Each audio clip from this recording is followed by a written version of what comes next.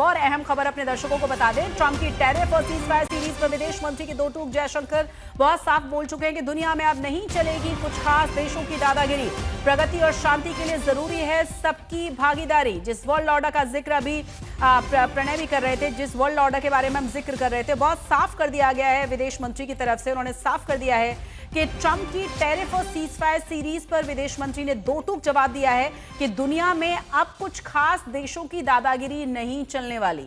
शांति के लिए सबकी भागीदारी जरूरी है।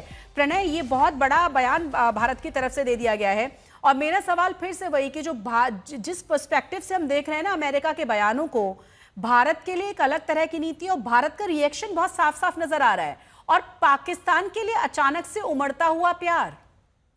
देखिए, पाकिस्तान और भारत की तुलना यदि की जाएगी तो वो अपने आप में एक मजाक है, क्योंकि पाकिस्तान से 11 गुना ज़्यादा बड़ी अर्थव्यवस्था भारत है। अगर बायलैटरल ट्रेड की भी बात की जाए तो कोई वॉल्यूम का मैच ही नहीं है। भारत करीब $200 बिलियन की बायलैटरल ट्रेड वाली इकॉनमी है अमेरिका के लिए। मैं रोहित की बात से इस बात से बिल्कुल सहमत हूँ कि ये सारी बातें जो भारत ने कही हैं ये निश्चित रूप से बंद कमरों के अंदर अमेरिका के साथ कई बार हो चुकी हैं। हर स्तर के ऊपर ये बताया जा चुका है। उसके बावजूद अगर अमेरिकी राष्ट्रपति लगातार इस चीज़ को सोशल मीडिया के जरिए डिप्लोमेसी करना चाहते हैं तो आपको देखिए कि हमें यह अंतर देखना होगा कि ट्रूथ सोशल कहां है और ट्रूथ क्रूशल कहां है, यानी तथ्य कहां पर हैं और कथ्य कहां पर हैं। अमेरिकी राष्ट्रपति जो हैं वो एक नैरेटिव बनाने की कोशिश कर सकते हैं, यहां पर वो लगातार कर ही रहे हैं, लेकिन यहां पर जो तथ्य हैं वो ये बताते हैं कि भारत ने तेल लेना क्यों शुरू किया, कैसे शुरू किया, अमेरिका क्या कर रहा है, और इसीलिए ग्लोबल ऑर्डर को लेकर जो सवाल उठ रहा है, पाकिस्तान से अमेरिका क्या हासिल करना चाहता है ये तो अमेरिका ही ज्यादा बेहतर जान सकता है, क्योंकि पाकिस्तान के पास देने को अमेरिका को बहुत ज्यादा कुछ है नहीं। और जिस तेल और गैस की बात कर रहे हैं, जिस शेल गैस की बात वो कर रहे हैं, उससे ज्यादा शेल गैस तो अमेरिका के अंदर खुद है, जहां पर रोहित शायद इस चीज को ज्यादा अच्छे तरीके से पुष्ट कर पाएंगे। इसलिए कोई एनर्जी नीड इतना बड़ा मसला नहीं है जिसके लिए अमेरिका जो है वो निवेश करना चाहे पाकिस्तान के अंदर। साथ ही सिक्योरिटी के बहुत सारे इश्यूज हैं, जियो स्ट्रेटेजी के बहुत सारे गेम हो सकते हैं, शायद चीन को दूर करने के लिए, चीन और पाकिस्तान को अलग करने के लिए वो चीजें हो सकती हैं। लेकिन भारत की कीमत के ऊपर 20 सालों के अंदर भारत और अमेरिका की दोनों ही जगह पे दोनों पार्टियों ने, चाहे यहां पर यूपीए और एनडीए हो या कांग्रेस और बीजेपी की सरकार हो, वहां पर रिपब्लिकन और डेमोक्रेट हो, दोनों ने बहुत मेहनत की है। बहुत लंबे समय के अंदर ये रिलेशनशिप बनी है जिसे स्ट्रैटेजिक पार्टनरशिप कहा जाता है, जिसे कॉम्प्रिहेंसिव ग्लोबल स्ट्रैटेजिक पार्टनरशिप कहा जाता है, व्यापक है। उस रिलेशनशिप को दांव पे लगाना अगर राष्ट्रपति ट्रंप चाहते हैं तो फिर इस पे बहुत गंभीर सवाल है। प्रणय बने रहे हमारे साथ। लगातार दिल्ली से लेकर वॉशिंगटन तक हमारी ये कवरेज जारी है। बहुत सारे सवाल हैं रोहित। अब सवाल ये कि आगे क्या, क्योंकि जवाब भारत की तरफ से दे दिया गया है, और जिस तरह से हम पाकिस्तान का जिक्र कर रहे हैं, जिस तरीके से ईरान पर बड़ा हमला किया गया, उसी परमाणु प्रोजेक्ट को आज पाकिस्तान की तरफ से साफ कर दिया गया है कि वो सपोर्ट करते हैं। बावजूद इसके बार बार ट्रंप का बयान देना टैरिफ बढ़ाने को लेकर और अलग तरह की धमकी देते हुए नजर आना। देखिए, डोनाल्ड ट्रंप बहुत ही इंटरेस्टिंग फेज में, अगर आप किसी भी अमेरिकन से बात करें अमेरिका में, जो स्पेशली उनके सपोर्टर हैं या इंडिपेंडेंट वोटर्स हैं, तो उनको लगता है कि ट्रंप की पॉलिसीज जो है वो बहुत सक्सेसफुल रही है। उन्होंने टैरिफ को लेकर बयानबाजी की थी। अब ये सामने कल आंकड़े आए कि किस तरह से टैरिफ से अमेरिकन ट्रेजरी में ज्यादा पैसे आ रहे हैं। जो स्टॉक मार्केट गिरा था जब उन्होंने इनिशियली टैरिफ को लेकर बात की थी, तो स्टॉक मार्केट फिर से ऊपर आ गया है अमेरिका का। कहीं ना कहीं बॉर्डर को लेके जो उन्होंने बातें कही थी, तो बॉर्डर पे देखिए क्रॉसिंग्स कम हो गई है।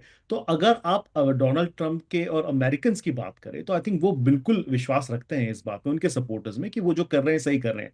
अब डिप्लोमेटिकली आई थिंक ये बहुत बड़ा सवाल है कि क्या सक्सेसफुल हो पाएंगे डोनाल्ड ट्रंप। हमने देखा उन्होंने किस तरह नेटो के साथ डील साइन की। उनको कहा कि आप 5% अपना बजट बढ़ा दीजिए, वो अग्री हो गए। यूरोपियन यूनियन के साथ उन्होंने डील की। जापान के साथ भी सिमिलर चीजें हो रही थी, उनको वो सोशल मीडिया पे बहुत सारी बातें कह रहे थे, फिर जापान के साथ डील हो गई।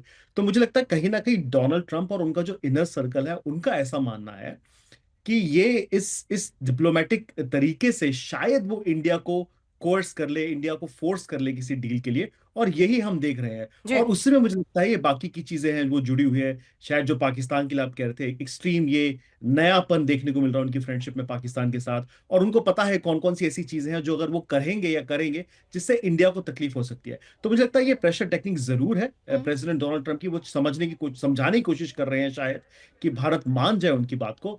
लेकिन आज जो हमने स्टेटमेंट देखा, बहुत स्ट्रॉन्ग स्टेटमेंट देखा, और करीब मुझे लगता है पिछले 14-15 सालों में हमने इस तरह का रुख भारत से नहीं देखा अमेरिका को लेके। तो मुझे लगता है इंडिया हैज हैड इनफ, और ये फाइनली मुझे लगता है कि अब या तो एक बहुत बड़ा अग्रीमेंट साइन होगा, जी। और या फिर थोड़ी सी और रिलेशनशिप जो है वो डिटेरियोरेट होगी। कुछ प्रणय भी कह रहे हैं, प्रणय कुछ कहना चाह रहे शशि, हैं? बस अगर आप इजाजत दें तो मैं बिल्कुल। रोहित से एक छोटा सा सवाल पूछना चाहता हूं कि रोहित, ये सार्वजनिक बयानों में तो बहुत सारी चीजें हो रही हैं, लेकिन क्या बैक चैनल भी कुछ चीजें हो रही हैं? क्योंकि अब से कुछ घंटे पहले ही भारत के जो राजदूत हैं विनय क्वात्रा, उन्होंने तुलसी गाबार्ड के साथ अपनी एक तस्वीर पोस्ट की थी, लंच के ऊपर या डिनर के ऊपर दोनों की मुलाकात हुई है। क्या कोई बैक चैनल चल रहा है इस रिलेशनशिप को संभालने के लिए? देखिए प्रणय, बिल्कुल ऑब्वियस सी बात है, बैक चैनल्स तो हमेशा फंक्शन करते हैं। आई थिंक बड़ा सवाल ये है क्या कि क्या भारत के पास फिलहाल ट्रम्प की ऑर्बिट में कोई है जो भारत की बात सुने। आई थिंक ये सबसे बड़ी बात है। आपको भी पता है कि किस तरह से डोनाल्ड ट्रम्प काफी कम लोगों की सुनते हैं। उसमें सेक्रेटरी लटने का नाम आता है, स्कॉट बेसेंट का नाम आता है, स्टीफन मिलर का नाम आता है, और उसके अलावा मुझे नहीं लगता कि ऐसे कोई बहुत जी। बड़े जो लोग हैं जिनकी डोनाल्ड ट्रम्प बात सुन रहे हैं। हम्म। तो मुझे लगता है वो सबसे बड़ा चैलेंज है। और कहीं ना कहीं जैसे आपने तुलसी का नाम लिया, तुलसी गैबर्ट का नाम लिया, हम सेक्रेटरी मार्को रूबियो का नाम भी ले सकते हैं इसमें। ये इन्हें हम मानते हैं कि जो भारत के पक्ष को आगे रख सकते हैं। लेकिन क्या प्रेसिडेंट ट्रम्प के इर्द गिर्द जो लोग हैं जिनकी प्रेसिडेंट ट्रम्प बात सुनते हैं, क्या उनके साथ हमारा एक डायरेक्ट कनेक्शन है? ये सबसे बड़ा सवाल है प्रणय। बहुत बहुत शुक्रिया इस तमाम जानकारी के लिए आपका रोहित। आपका भी बहुत बहुत शुक्रिया प्रणय हमारे साथ जुड़ने के लिए।